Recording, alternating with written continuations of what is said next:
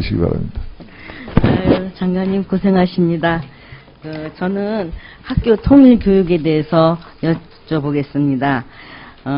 통일부 예산안에 따르면 학교 통일교육 자료 개발 사업 예산은 13억 9천 원에서 13억 1천만 원, 13억 9천만 원에서 13억 1천만 원으로 8천만 원이 삭감됐습니다. 반면에 청소년 교육, 통일교육 역량 강화 사업은 12억 5천만 원에서 13억으로 5천만 원이 증액됐습니다. 국감에서 지적한, 유인태 의원님이 지적하신 통일동화 공모 사업이 이 청소년 통일 교육 역량 사업에 포함되어 있습니다. 본인이 국정감사에서도 지적했듯이 청소년들은 일반 국민들에 비해서 북한 주민에 대한 부정적인 그런 인식이 높고 통일에 대한 통일의 필요성에 대한 공감대 역시 매년 약화되고 있습니다.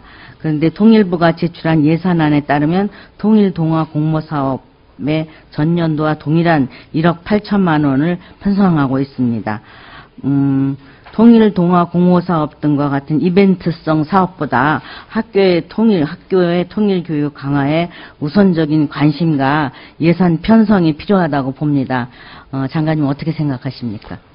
통일동화 공모사업은 그 자체로서 예산이 그렇게 큰 건 아닙니다만은 실제로 일선 학교에서 학생들의 글쓰기, 글짓기와 관련해서 상당히 널리 알려져 있는 프로그램입니다. 그래서 이거를 내용에 좀 부실한 부분이 있다면 보완을 해가면서 그걸 계속하고, 이 의원님 말씀하신 그런 수요는 저희들이 또 앞으로 계속 노력을 해서 개발해 나가야 될 것으로 생각합니다. 청소년들 통일 교육이 굉장히 중요하다고. 그렇습니다. 그래서 사실은 제가 이거 묻지 않으신 겁니다만은 며칠 전에도 우리 교육원장이 교육부 장관을 찾아가서 통일교육에 대해서 직접 협의를 하시기도 하고 이랬습니다. 예. 중요한 시간에 잘 배정해서 내용 있게 교육해야 된다고 생각합니다.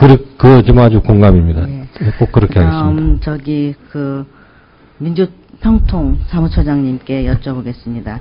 현재 민주평통 자문위원회에서는 온라인 통일 콘텐츠를 제작해서 평화 통일창 과 평화누리에 게재하고 있습니다. 1년에 50편을 제작하는데 이 2013년 예산은 3억 3천입니다. 평화누리는 간부 500명만이 볼 수 있고 평화통일창은 국내외 자문위원 관련 직원들이 볼 수 있습니다.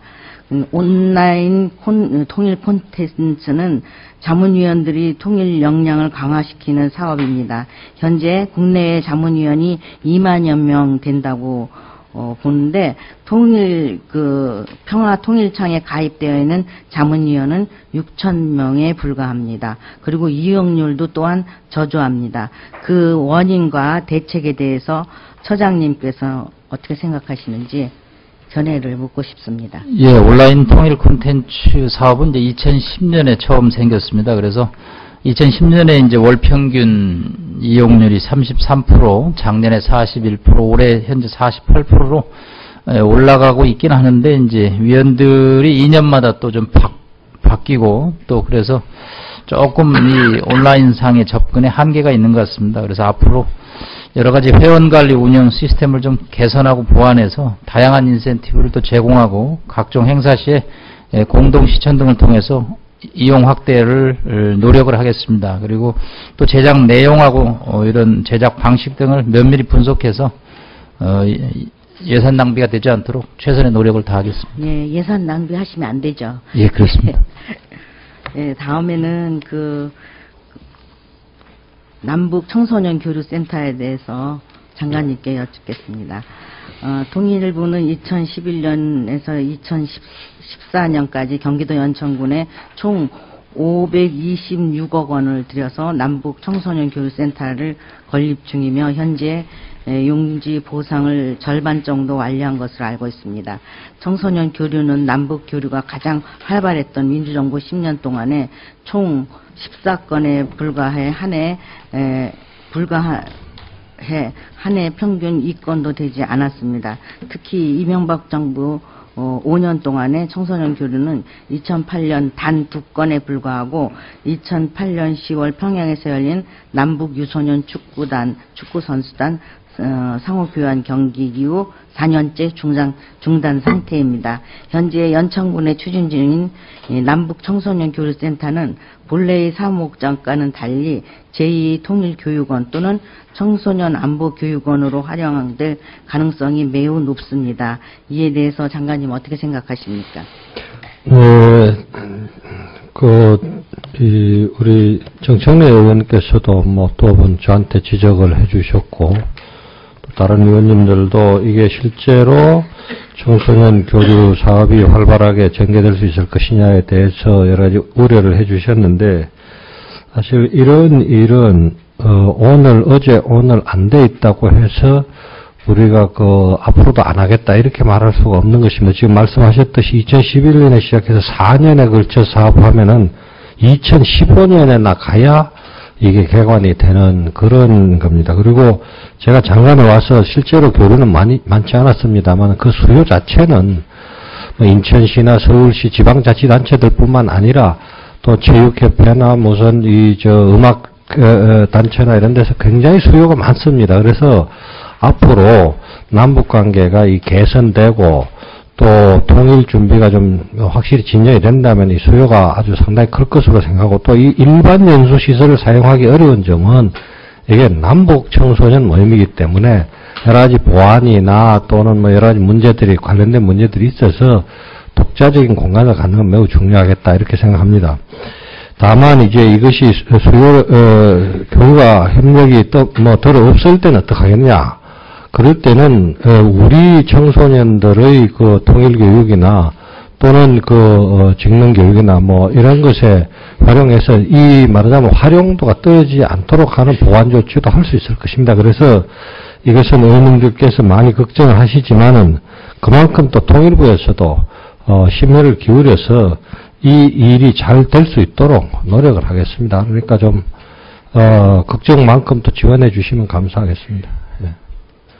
근데 물론 이제 통일을 준비하는 차원에서 하면 좋겠죠. 근데 시급한 일도 많은데 엄청난 예산을 들여서 그리고 또 그거를 관리하는데 또 40억, 50억이 또 들고 직원들도 30-40명이 또 투입돼야 되고 하기 때문에 물론 통일을 준비하고 청소년들의 통일 교육을 위해서 또 교류를 위해서 꼭 필요하다고 생각합니다. 그런데 시급한 것을 먼저 해야 되는 게 아닌가 그런 생각이 들어서 의원님 말씀은 저희가 하여튼 유념해서 듣고요, 경청에 들었고요. 또 이 시급성에 관해서 말씀을 드리면은 굳이 제가 이걸 우기려고 하는 건 아닙니다. 취지를 말씀드린 거고, 이 통일 세대에 대해서 우리가 이렇게 준비를 하고 있다는 그 자체가 젊은이들에게 또는 북한 측에 주는 메시지도 있다고 생각합니다. 네, 그래서 저도 이거를 통일을 준비하고 그러는 거에 대해서는 절대 반대하지는 않지만 우리가 굉장히 시급한 우리 정문원 의원 그 지역의 고성 주민들의 피해라든가 이런 것도 굉장히 지금 시급한 일이고 그런 것도 다 잘 알겠습니다. 우리가 교류하는데 오이사 조치를 해제해야 되는데 지금 그걸 못하고 있고 하기 때문에 이런 질문을 드린 것입니다. 네, 잘 알겠습니다. 저희가 하여튼 최선을 다해서 의원님 염려 감안해서 정책에 반영하도록 노력하겠습니다. 고맙습니다. 이상입니다.